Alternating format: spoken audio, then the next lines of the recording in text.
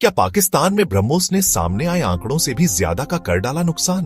आखिर क्यों पाक सेना समेत शाहबाज सरकार पूरी दुनिया में घूमकर ब्रह्मोस की काट तलाश रही? आखिर जर्मनी का वो कौन सा एयर डिफेंस सिस्टम है जिसे पाकिस्तान भारत के प्रलयंकारी ब्रह्मोस के खिलाफ अपनी आखिरी उम्मीद मान रहा है? क्या ब्रह्मोस को रोका जा सकता है, या यह भारतीय इंजीनियरिंग का वो तूफान है जिसके आगे हर दीवार टूट जाएगी? क्यों चीन भी डाल दिए हैं सारे हथियार?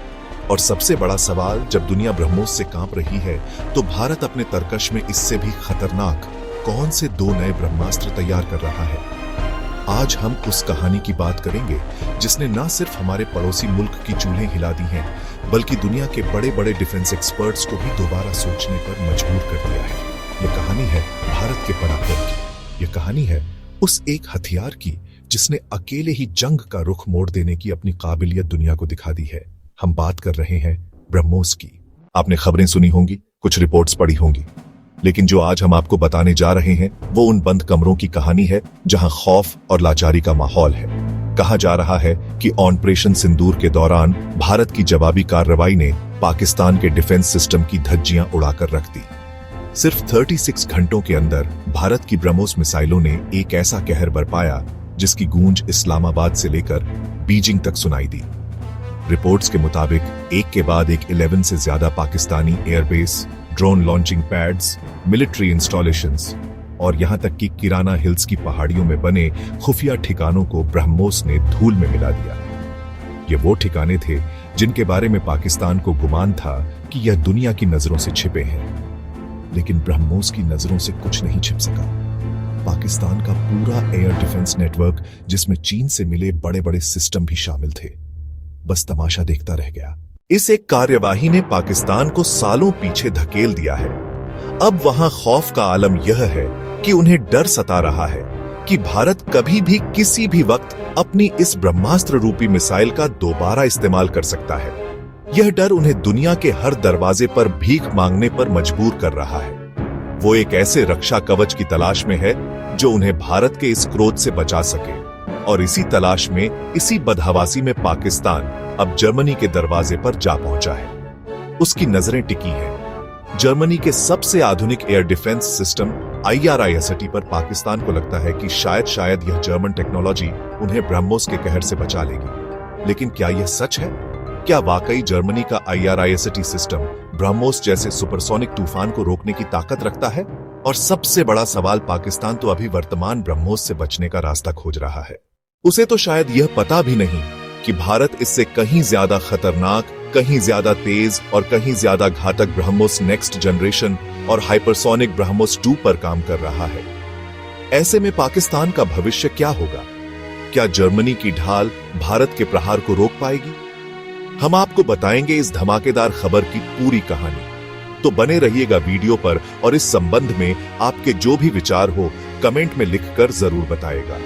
अब कहानी को थोड़ा और गहराई से समझते हैं। आखिर ऐसी क्या नौबत आ गई कि पाकिस्तान, जो हर बात पर अपने चीनी और तुर्की के दोस्तों की ताकत का दम भरता था, आज जर्मनी के सामने हाथ फैलाने को मजबूर है? इसका जवाब छिपा है उस रात की कहानी में जब ब्रह्मोस ने पाकिस्तानी आसमान में अपनी मौजूदगी दर्ज कराई थी।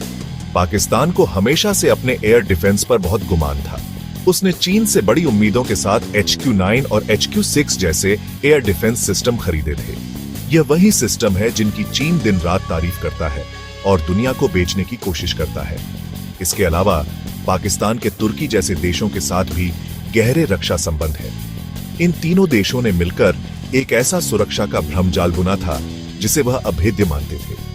उन्हें लगता था कि उनका एयर स्पेस पूरी तरह से सुरक्षित है और कोई भी मिसाइल उनके आसमान में दाखिल नहीं हो सकती। लेकिन उनका यह गुमान, उनका यह घमंड एक ही रात में चकनाचूर हो गया जब भारत की ब्रह्मोस मिसाइलों ने पाकिस्तानी रडार्स को धोखा देते हुए, उनके एयर डिफेंस सिस्टम को अंधा बनाते हुए अपने लक्ष्यों पर सटीक निशाना साधा, तो इस्लामाबाद से लेकर बीजिंग तक हड़कंप मच गया।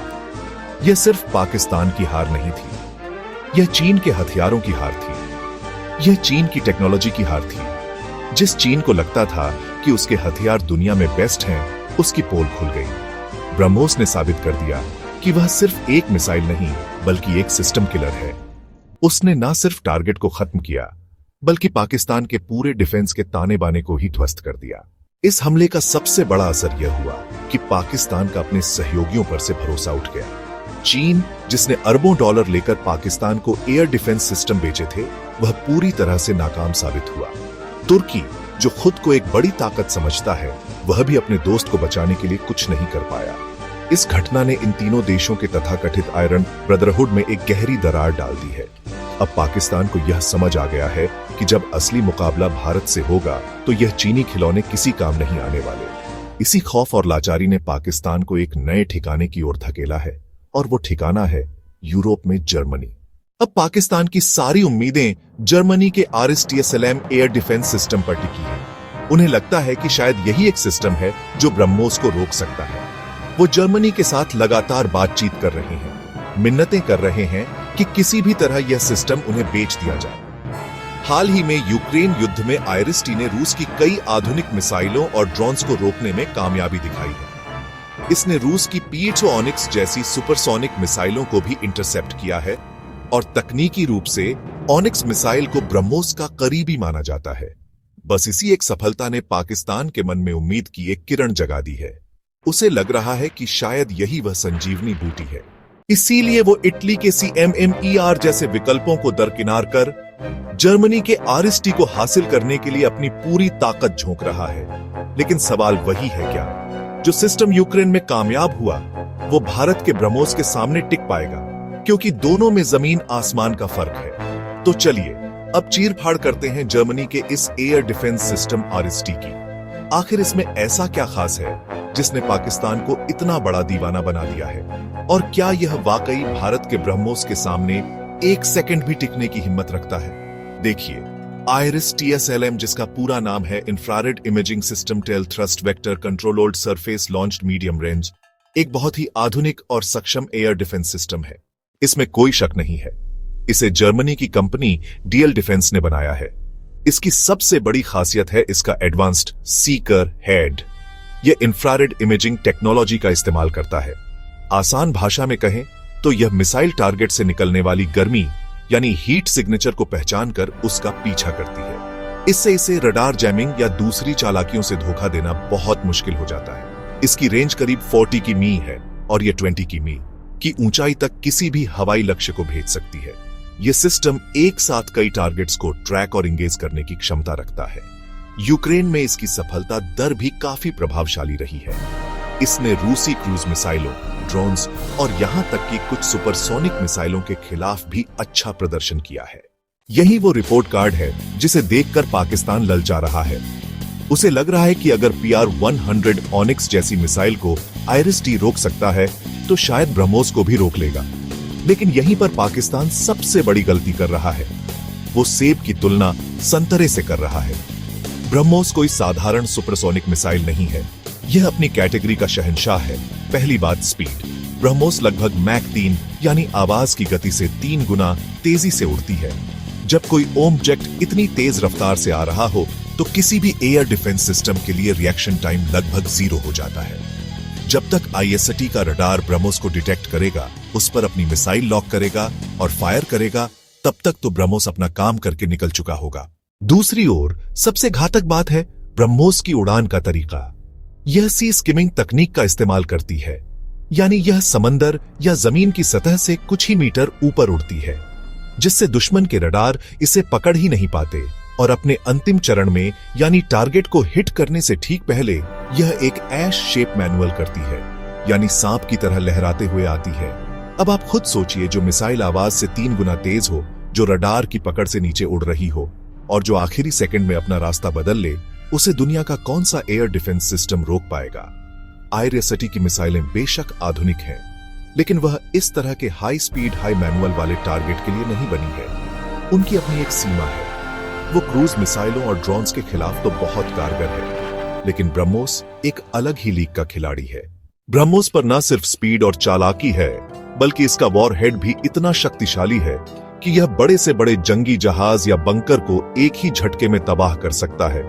तो नतीजा साफ है, पाकिस्तान अगर जर्मनी से IRIS-T खरीद भी ले तो वो सिर्फ अपने दिल को तसल्ली दे सकता है। हकीकत में यह सिस्टम ब्रह्मोस के सामने एक महंगा खिलौना ही साबित होगा। ये ठीक वैसा ही है जैसे आप एक तूफान को रोकने के लिए कागज की दीवार खड़ी कर दें। और अब आते हैं उस अंतिम सत्य पर जो पाकिस्तान के होश उड़ाने के लिए काफी है, जो हकीकत चीन और अमेरिका जैसी ताकतों को भी चिंता में डाल रही है। पाकिस्तान अभी जिस ब्रह्मोस से डरकर जर्मनी की शरण में गया है, वह तो सिर्फ एक ट्रेलर था।